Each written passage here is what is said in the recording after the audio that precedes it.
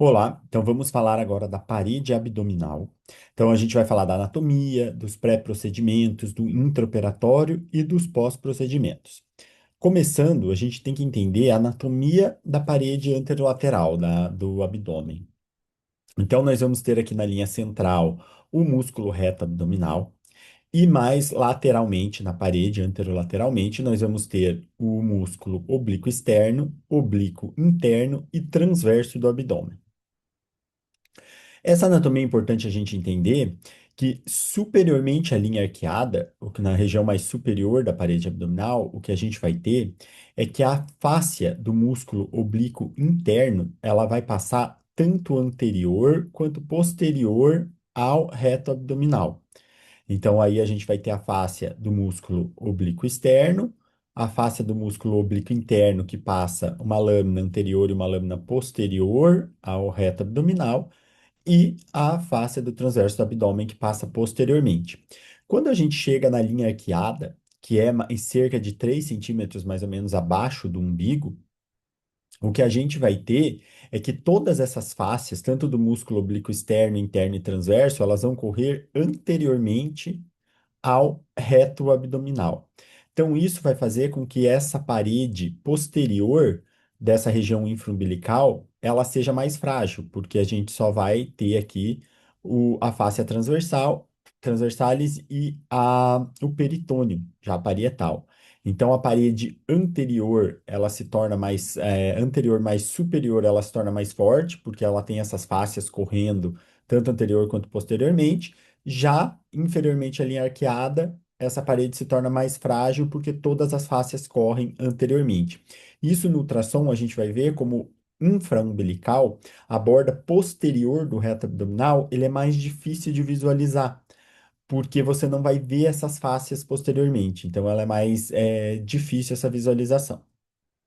Então, aqui mostrando num corte transversal, aqui na região mais superior do abdômen. Então, aqui a gente tem o músculo oblíquo externo, interno e transverso. Veja como aqui passa a face do oblíquo externo, passa anterior, a face do transverso passa posterior, mas o oblíquo interno ele se divide e passa uma lâmina tanto anterior quanto posterior. Então, olha esse plano de fáscias aqui posteriormente ao reto abdominal, nessa região superior do abdômen, como ele é mais maior, mais denso.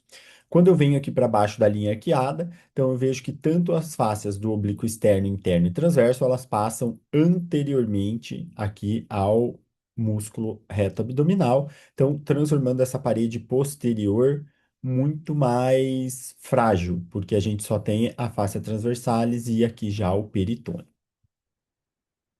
E no pré-procedimento, o que que eu vou pesquisar na parede abdominal? Então, eu tenho que pesquisar hérnias, diástase, espessura dos planos adiposos, a musculatura, os vasos epigástricos e alguns outros achados, como a gente vai ver. Começando pelas hérnias. Então, a hérnia, a gente tem que entender essas linhas, né? Então, a linha alba, que é a linha central do abdômen, a linha semilunar, que é essa linha mais lateral, anterolateral, que é entre a borda medial a borda lateral do reto abdominal e os músculos transversos e oblíquos, a espinha ilíaca anterior, o ligamento inguinal. Então aqui a gente tem as hérnias mais comuns, a hérnia epigástrica, hérnia umbilical, a hérnia incisional, que é em cima de uma cicatriz, aqui, por exemplo, uma apendicectomia, a hérnia de Spiegel, que é aquela que vai acontecer na linha semilunar, que a gente viu então entre a borda lateral do reto e os músculos oblíquos e transversos, a hérnia inguinal e a hérnia femoral. Então, aqui um exemplo de uma hérnia umbilical. Então, o que a gente vai ver é uma falha nessa linha dessas fáscias e a gente vai ver protrusão do conteúdo intraabdominal para fora aqui para a parede abdominal. Pode ser um conteúdo só de gordura ou pode ser um conteúdo de alças intestinais. Então, aqui um exemplo de uma hérnia umbilical. Então, a gente consegue ver esse colo da hérnia, o tamanho da falha por onde esse conteúdo está passando. E aqui uma medida do saco herniário, que nesse caso é formado somente por gordura. Então aqui é uma hérnia de Spiegel, então vamos ver aqui ó, o reto abdominal, aqui então a borda lateral do reto abdominal. Aqui a gente tem o músculo oblíquo externo, oblíquo interno e transverso do abdômen, e aqui a gente observa uma falha nessas fáscias com protrusão desse conteúdo adiposo para fora. Então, aqui o colo e a medida do saco herniário. A hérnia epigástrica, então aqui é a mesma coisa, a gente vê essa falha na linha com protrusão do conteúdo aqui para fora, e é sempre importante a gente tentar avaliar tanto em repouso quanto em manobra de valsalva, que pode haver uma piora dessa protrusão. Eu gosto, inclusive, de fazer com o paciente em pé, principalmente a hérnia inguinal, que muitas vezes deitado não tem a pressão suficiente para passar, mas quando o paciente fica em pé, a gente vê que essa hérnia muitas vezes é muito maior. Então, aqui a gente sempre tenta medir o colo e o tamanho do saco herniário. Outro conceito que a gente tem que entender aqui é do triângulo de Hasselbalch. Então, aqui é onde que isso aqui seria, então, na região inguinal. O triângulo ele é formado lateralmente pelos vasos epigástricos inferiores, medialmente pela borda lateral do reto abdominal e inferiormente pelo canal inguinal. Por que que é importante? Porque aqui é onde a gente vai dividir as hérnias inguinais em diretas ou indiretas. O mais importante da gente encontrar são os vasos epigástricos inferiores. As hérnias que são mediais aos vasos epigástricos inferiores, ou seja, vão estar nesse triângulo de Hasselbalch, é a hérnia direta, que geralmente é causada por uma fragilidade dessa parede muscular. Então, é mais comum em pacientes mais idosos. Já as hérnias que são laterais aos vasos epigástricos inferiores é a hérnia indireta, que geralmente vai seguir esse trajeto do canal inguinal, entra por dentro do canal. É o tipo de hérnia mais comum e até mais comum em pacientes mais jovens, e é aquela hérnia que ela pode descer pelo canal inguinal e ser uma hérnia inguinoescrotal, por exemplo. Então, aqui o que que a gente vai ter, essas estruturas que a gente tem que saber, que é o anel inguinal superior e o músculo oblíquo externo, que vão estar cobrindo esse canal. Então, aqui é a hernia inguinal, aqui eu tenho os vasos epigástricos inferiores e aqui eu tenho uma hérnia. Então, ela está medial aos vasos epigástricos inferiores, eu sei que é uma hérnia direta. Passando para diástase. Então, tem duas classificações. Tem a classificação de Beer, que é de mulheres nulíparas, que então tem essas medidas, é a distância dos bordos mediais dos ventres musculares do reto abdominal de até 15 milímetros na região superior de abdômen, 22 milímetros, cerca de 3 centímetros acima do umbigo, e 16 milímetros, cerca de 2 centímetros abaixo do umbigo. Eu, particularmente, acho essa classificação confusa, porque você tem que decorar esses valores todos aqui, e muitas vezes a gente vê muita hérnia em pacientes que já engravidaram, mais comum, a diástase, desculpa, em pacientes que já engravidaram. Então, eu acho que não fica tão didático. O que geralmente eu uso esse é a da classificação da Sociedade Alemã de Hérnia, em que a gente grava somente o valor de 2 centímetros, então é a distância, a margem medial maior do que 2 centímetros. Ele sugere vários pontos de medidas para você classificar se a hérnia é subxifoidal, epigástrica, umbilical, infraumbilical ou suprapúbica, mas a gente usa sempre esse valor de 2 centímetros, e se você quiser classificar ela é pequena, moderada e acentuada, seria de 2 a 3 centímetros ela é leve, entre 3 a 5 centímetros ela seria moderada, e mais que 5 centímetros seria uma diástase importante. Então, lembrar sempre desse valor de 2 centímetros. Eu confesso que, em geral, eu não classifico geralmente, eu dou essa distância, então eu considero diástase maior que 2 centímetros, e daí eu coloco diástase do reto abdominal na região epigástrica, distando os bordos mediais de 3 centímetros, por exemplo, mas eu não classifico ele em leve, moderado ou acentuado, mas eu gosto de colocar o valor em si. Mas para considerar diástase, eu considero maior que 2 centímetros. Então, aqui um exemplo: aqui a gente tem as bordas mediais dos retos abdominais, e aqui é a distância onde a gente vai medir essa diástase e notar que a gente vai ter essa face. Então, aqui a gente está na linha alba, que essa linha está íntegra, então não tem uma hérnia aqui. O que a gente vê é esse afastamento dos ventres musculares, mas a gente tem a parede aqui intacta, então isso é uma diástase. Aqui um outro exemplo, então aqui as bordas mediais dos retos abdominais, e aqui essa distância onde a gente vai medir. Então você pode, essa diástase ela pode ser aqui uma parede normal, aqui é uma diástase que ela é só supraumbilical, aqui uma diástase que ela é só infraumbilical, uma diástase completa, tanto supra quanto infraumbilical, uma diástase somente na região da cicatriz umbilical, e aqui uma diástase que é completa, mas a gente vê que ela é maior na região infraumbilical do que supra. Então você pode classificar também, às vezes eu coloco esse desenho aqui no laudo, que fica legal de exemplificar. A espessura dos planos adiposos, então não tem uma regra, isso é uma coisa assim, você pode conversar com o cirurgião quando você faz. É legal você saber mais ou menos, ele ter uma noção desse panículo adiposo, de qual é a espessura, até para saber a profundidade que ele pode ir com a cânula de lipoaspiração, por exemplo. Então, até se você quiser, depois que a paciente operar, comparar quanto houve de redução dessa espessura do subcutâneo, depois de uma lipoaspiração. Então, é interessante ter essas medidas. E eu gosto geralmente de fazer uma medida de cada lado ali, supraumbilical, direita e esquerda, infraumbilical, direita e esquerda e flanco, direito e esquerdo. Então eu coloco essas medidas, daí eu meço. Eu meço até a espessura como um todo, mas você pode medir, colocar derme de tanto e subcutâneo de tanto. Então medindo desde da superfície até aonde está a distância dessa fáscia muscular, para ele ter uma ideia do que é o tecido adiposo ali, a camada, né? Então aqui a gente tem as camadas da pele, a epiderme, a derme, subcutâneo, musculatura, e aqui a gente já está dentro da cavidade abdominal. Além disso, é importante a gente ver se o paciente tem um predomínio da gordura subcutânea ou da gordura visceral. Então, aqui a gente observa que é um paciente que o subcutâneo dele não é tão grande, mas olha como ele tem bastante gordura visceral. E aqui já há um paciente que tem um subcutâneo grande e não tem tanta gordura visceral. Então, a gente pega dois pacientes aqui mais barrigudinhos, a gente vê então esse paciente, é aquela barriga mais dura, mais densa. Então, a gente pega principalmente aqui um aumento dessa gordura visceral quando a gente compara com esse abdômen que geralmente é mais flácido, mais mole, que tem um predomínio desse subcutâneo superficial. E por que que isso é importante? Às vezes aquele paciente que opera, que faz uma lipo e fala depois que ficou com o estômago alto. Isso é uma queixa que não é tão incomum no consultório de cirurgia plástica.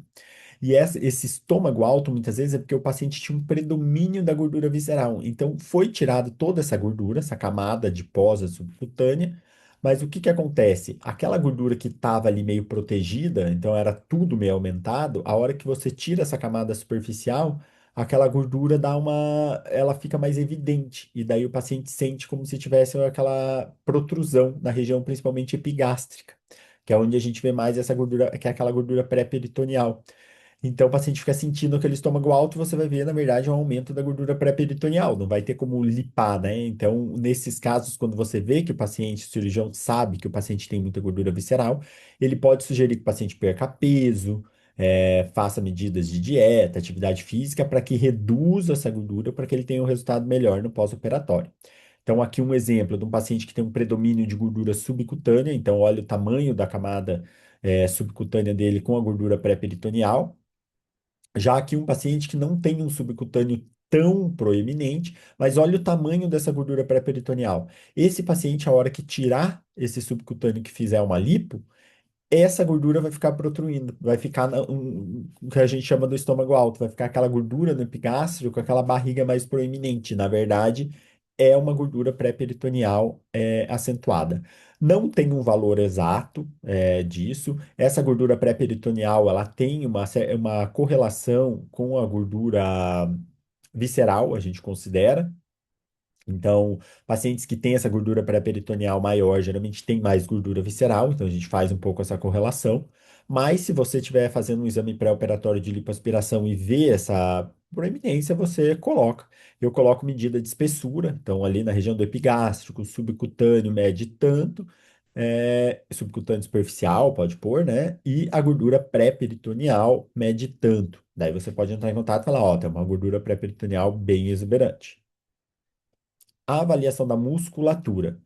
Então, aqui a gente consegue avaliar essa musculatura do reto abdominal. Importante, pacientes que têm cicatrizes prévias. Então, aqui, lembrar muito de cirurgia de vesícula que o paciente fazia aberta antigamente. Então, tem aquela cicatriz de Kocher. O que a gente pode ver é uma lipossubstituição desse ventre do muscular aqui do reto abdominal na região do hipocôndrio direito. por conta dessa cicatriz, lesou ali algum raminho do nervo, né, e fez essa lipossubstituição do ventre muscular, e isso é importante se a gente identificar. Então, olha a diferença comparado do lado esquerdo, essa musculatura dela, então a mesma paciente aqui, a musculatura na região do hipocôndrio esquerdo bem mais espessa, com uma ecogenicidade menor, quando a gente compara do lado direito, uma espessura menor e um aumento dessa ecogenicidade. E a gente tem que lembrar que muitas vezes a gente está fazendo exame para pacientes de lipoaspiração de alta definição, que está hoje em dia mais na moda. Então, o paciente ele quer ter um abdômen definido. E pense que se você limpar toda essa camada de gordura, muitas vezes você pode ficar com uma assimetria dessa musculatura, porque nesse local onde essa musculatura é mais atrófica, mais frágil, ela pode ficar menor. Então é importante saber se você vê uma lipossubstituição desse reto abdominal, é importante dizer que muitas vezes o cirurgião não vai conseguir fazer essa definição desse metâmero, né, do gominho, desse lado aqui, por conta disso. E ele tem algumas manobras que ele pode fazer, como por exemplo fazer uma lipoenxertia, que a gente vai ver um pouco mais para frente, que é injetar gordura dentro desse músculo para tentar aumentar a espessura dele. Então aqui você consegue dar essa medida de espessura dos dois lados aqui. E olha a diferença da ecogenicidade. Então pode colocar que tem sinais de lipossubstituição do ventre muscular do reto abdominal, do hipocôndrio direito, caracterizado por redução da espessura muscular e aumento da ecogenicidade. Então aqui a gente vê na tomografia também, então aqui é a cicatriz, né, de coxa. Olha a musculatura desse lado esquerdo com a musculatura desse lado direito. Então olha como tem uma a importante lipossubstituição dessa musculatura. Muitas vezes a gente não presta atenção na tomografia nisso, mas dá para ver também, né? Então aqui é a cicatriz, olha a diferença das espessuras dos ventres musculares. Quando a gente fala de lipo-HD, o ultrassom ele pode ajudar também nessa marcação da lipo-HD. Então, a lipo-HD a gente tem que pensar que é um paciente que muitas vezes ele não tem tanto panícula adiposo, mas é um paciente que busca um resultado perfeito. Geralmente é aquele paciente que quer aquela marcação, quer os gominhos do abdômen, quer os metâmeros. Então, o resultado para ele é algo importante, é uma cirurgia de resultado. Então, o quanto a gente puder ajudar nisso, vai ter um resultado melhor. Por quê? Porque essa anatomia da musculatura não é igual em todo mundo. Então, através do ultrassom, a gente consegue dar uma ideia para o cirurgião, ali, ajudar nessa marcação, e se ele vê algum tipo de assimetria, algum tipo de lipossubstituição, então ele já avisa isso para o paciente antes, sabendo que aquele resultado pode ser atingido ou não. Então a gente tem diversos tipos de desenho abdominal, então a gente tem paciente que tem esses metâmeros bem marcados na região supraumbilical, mas que não tem a linha alba aqui no meio, então é uma musculatura reta, então não adianta nesse paciente você tentar fazer um gominho aqui embaixo, porque a anatomia dele, ele não tem essa formação desse gominho. Tem os pacientes que têm um certo afastamento desses bordos mediais do reto abdominal, mas que não chega a ser uma diástase. Então, isso aqui até muitas vezes você considera bonito, porque como você tem esse afastamento, você consegue dar uma definição maior nessa região medial, então fica um desenho bonito do abdômen, mas é importante você saber que tem esse afastamento maior aqui, então vai ficar um pouquinho mais afastado essa musculatura. E tem pacientes que eles não têm os gominhos simétricos, então os metâmeros, eles são assimétricos, eles não são na mesma linha. Então, se você tentar fazer esse desenho do paciente de lipar e deixar reto, vai ficar feio, porque no pós-operatório, esse não é o desenho dele. Então, ele vai ficar muito irregular, vai ficar assimétrico e pode ser um resultado ruim. Então, você sabendo disso antes, durante a marcação, você já consegue lipar e deixar o desenho que o paciente tem. E claro, tem aqueles que vêm na vida para humilhar mesmo, que é o paciente que tem o six-pack, que a gente fala que tem as 6 camadas, aqui, cinco no caso aqui, né? Todos os gominhos em cima e embaixo do abdômen. Então, isso que não é para todo mundo, não é só querer, esse aqui tem que nascer de novo, dependendo do caso. Então, mas esse paciente ele consegue fazer essa definição em metâmeros também nessa região infraumbilical. Então, como que a gente faz essa marcação? É mais fácil marcar primeiro as linhas verticais. Então, a gente vem aqui com o transdutor na posição transversal, aqui, como a gente vê, e vai marcar essa linha alba. Então, a gente coloca bem no meio do transdutor e vai fazendo pontos para ir marcando, e no final a gente liga essa linha. Fazemos a mesma coisa na linha semilunar. Então, lembrar que essa linha ela não é reta, então você vai ir no oblíquo, você vai sempre deixando essa imagem igual e você vai obliquando um pouco o transdutor para você ir marcando os pontos e desenhar a linha. E por último, a gente vai fazer essa marcação das linhas horizontais, que é mais difícil. Então, o que a gente vai procurar é essa imagem que tem aqui, então, essa divisão dos metâmeros. Então, aqui o ventre do reto abdominal mais superior e aqui o mais inferior, a gente vai procurar essa imagem que parece uma gaivota. Então, que para que ficar retinho aqui, a gente vai colocando os pontos para fazer, então, essa linha aqui, que nem sempre vai ser uma linha reta, então o metâmero nem sempre é reto, muitas vezes ele é obliquado.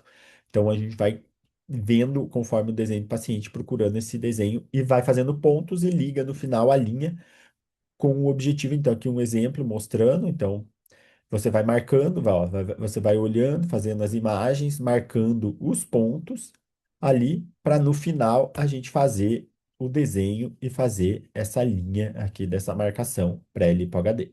Aqui o cirurgião marca outras coisas, que ele vai fazer lipinxertia nessas regiões aqui e tudo.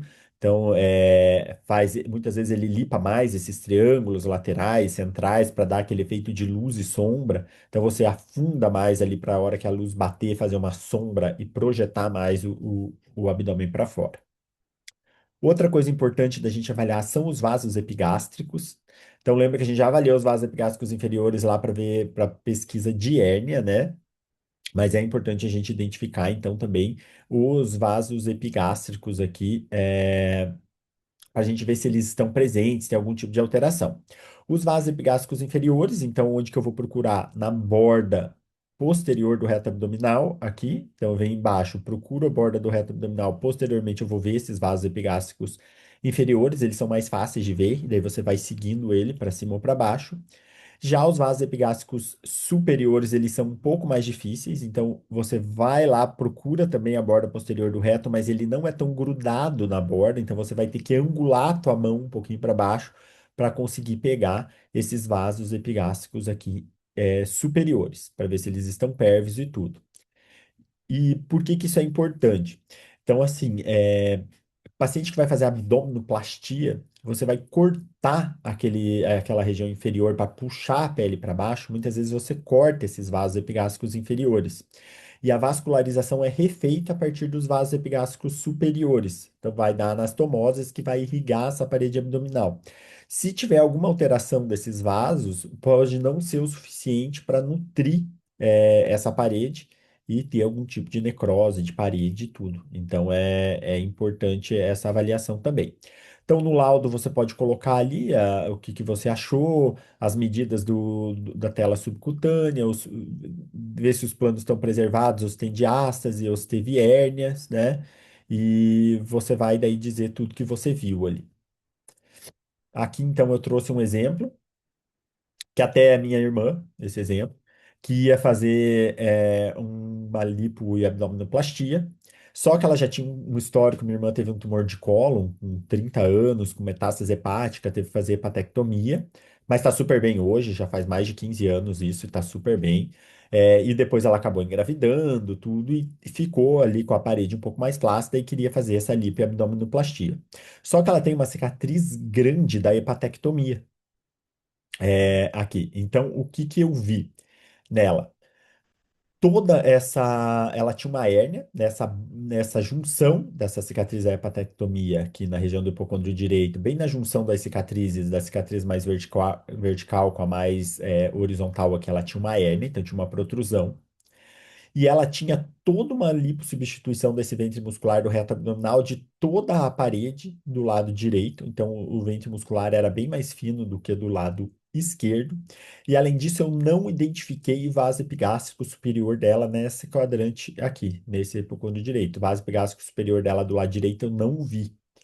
Então, o que que foi optado por ela? Não fazer abdominoplastia. Ela fez a lipoaspiração, Mas eu conversei com a cirurgiã e ela me falou: olha, ela tem um risco muito grande de fazer necrose de parede, porque ela não tem, provavelmente na hora que cortou ali, ela não tem esse vaso epigástrico superior ali. Se eu cortar embaixo, posso tirar essa vascularização e não ser o suficiente para irrigar a parede e ter um risco de necrose. Foi pensado também numa abdominoplastia reversa, que em vez de você fazer o corte embaixo, você faz o corte superior e puxa para cima. Mas ela achou que mesmo assim não valia a pena mexer nisso pela parede. E ela até falou de não limpar tão profundo, de deixar tão sem gordura, porque tinha essa simetria também dos ventres musculares. Se lipasse demais, provavelmente ela ia ficar com o abdômen do lado esquerdo mais alto do que do lado direito por conta dessa lipossubstituição. Então, para você ver como é importante esse exame pré-operatório, talvez se não tivesse esse exame, ela tivesse feito abdominoplastia, tivesse lipado bastante, poderia não ter dado nada? Poderia, mas poderia ter tido uma necrose de parede, poderia ter ficado com uma simetria, uma irregularidade que ia ficar insatisfeita no pós-operatório. Então, como é importante você saber disso, você programa uma cirurgia muito mais importante. Claro que na maior parte das pessoas que nunca tiveram nada, não tem cicatriz, nunca passou por nenhuma outra cirurgia, é, talvez essas informações não sejam tão divergentes, né? Talvez as pessoas tenham a anatomia ali mais normal. Mas tudo que você conseguir ver de diferente antes vai ajudar na programação cirúrgica.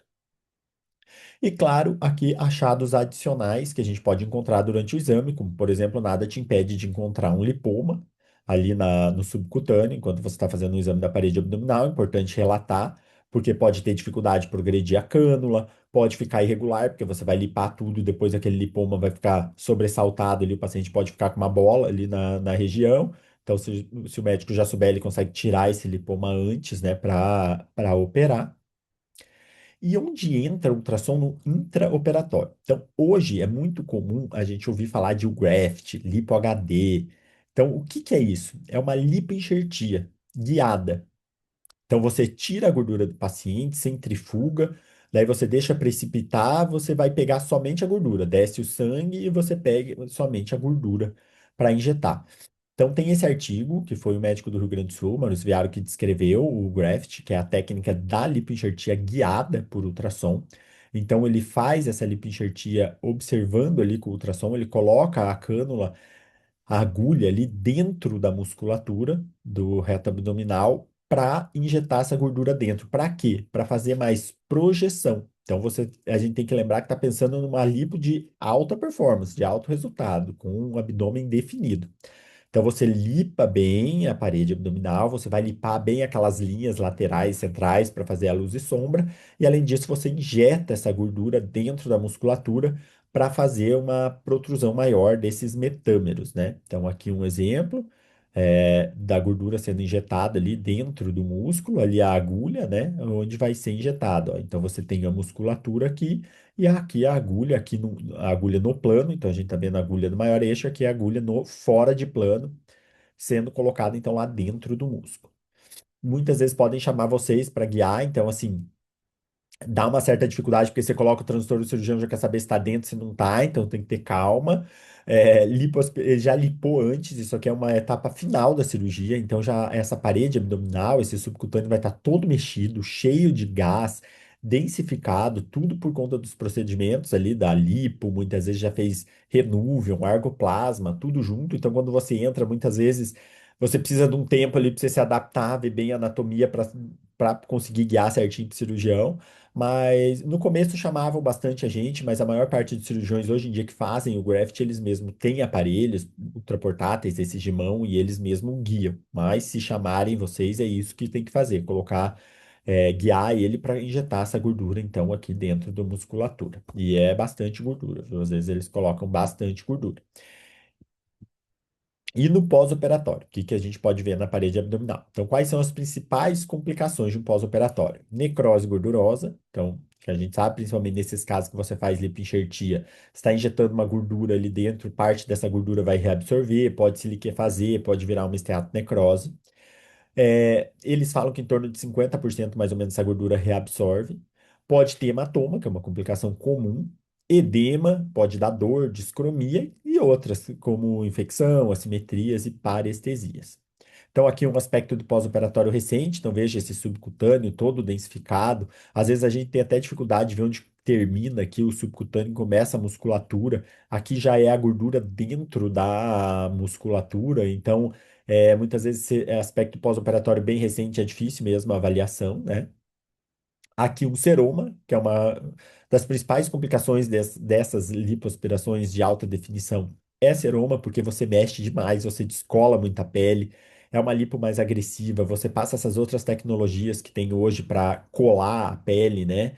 Então, como o Renuvium, Ergoplasma, você passa essas tecnologias, você faz a lipo, então você manipula muito essa parede, tem grandes chances de dar seroma, e às vezes são seromas difíceis, eles ficam recorrendo e várias vezes você tem que ficar drenando. Então, o ultrassom também vai ajudar você a ver que é um seroma, né? E ajuda no tratamento, que é drenar esse seroma. Muitas vezes o cirurgião pode mandar para ele mesmo drena o que ele vê ali, mas às vezes ele te manda para você drenar para ele também esse seroma. E lembrar que quando for avaliar seroma, é importante também avaliar com o paciente em posição ortostática, então avalia com o paciente em pé, porque muitas vezes a hora que o paciente deita, aquele líquido escorre e você pode deixar passar, você não vê um acúmulo tão grande de líquido. Então o cirurgião ele está examinando, vê aquele, ele palpa, ele vê que tem líquido e manda. E não é incomum a gente ver, vai fazer exame numa clínica assim normal, de parede que a pessoa não sabe, e dá que tem lâminas líquidas de permeio, sem informações de coleções. Eu mesmo já dei esse laudo algumas vezes. O cirurgião, assim, tá, ele sabe, ele tá palpando, ele sabe que tem o seroma, ele te manda para fazer exame e você não dá que tem um acúmulo de líquido, porque o paciente está deitado e esse líquido escorre. Então, sempre lembre de, para avaliar seroma, tem que avaliar com o paciente em pé, porque o cirurgião avalia com o paciente em pé. Então, ele sabe onde tem. E daí você avalia em pé também para conseguir dar essas medidas, né? E às vezes eu até dreno em pé também. Porque fica mais fácil de você ver ali onde tá, fica mais acumulado o líquido e você pode drenar. Então, aqui é a agulha aqui, né, para fazer essa drenagem desse seroma.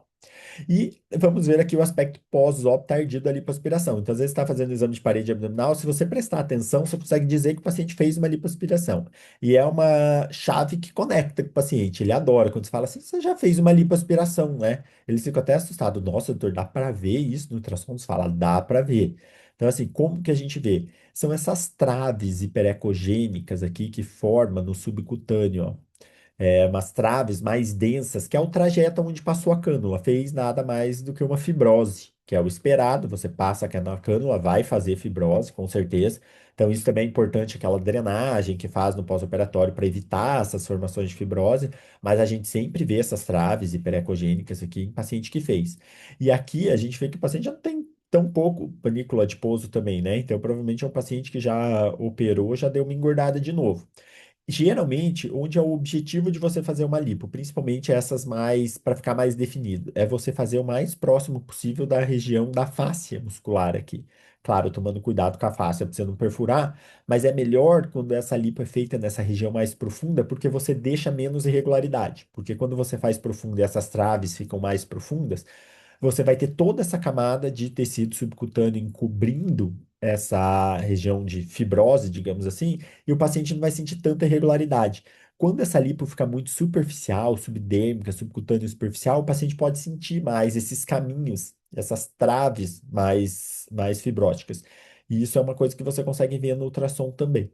Então, principalmente no pós-operatório ali que o paciente sente uma irregularidade, muitas vezes você vai ver o que ele está vendo é essa que ele está sentindo são essas traves ecogênicas aqui, ó. Então, aqui é os achados da lipoaspiração tardia.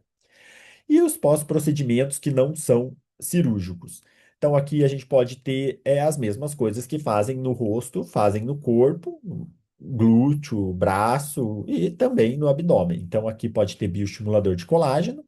Então, que a gente vê aqui uma hidroxiapatita de cálcio, que muitas vezes faz o paciente ficar, às vezes, com um pouco de flacidez no abdômen, aquele umbigo triste que fala que fica mais caidinho, isso faz um bioestimulador para tentar dar uma retraída nessa pele e puxar. Então, você pode encontrar os preenchedores, a hidroxiapatita de cálcio. Hoje tem também, você pode encontrar ácido hialurônico, inclusive, também no abdômen aqui, né? Tanto intramuscular quanto no subcutâneo para tentar fazer também essa maior definição do abdômen. Então, hoje está bem em alta isso.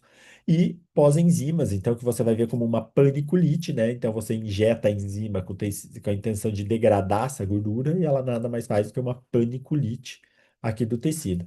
E aqui um caso de uma paciente que tinha feito uma lipo, então veja que uma paciente ficou sem gordura, mas pós-lipo ela começou a sentir várias nodulações palpáveis. Então pense, uma paciente que é magra, já era uma paciente que não tinha uma quantidade grande de gordura, ela fez para ter um resultado estético. E daí você opera e fica com vários nódulos na parede do abdômen.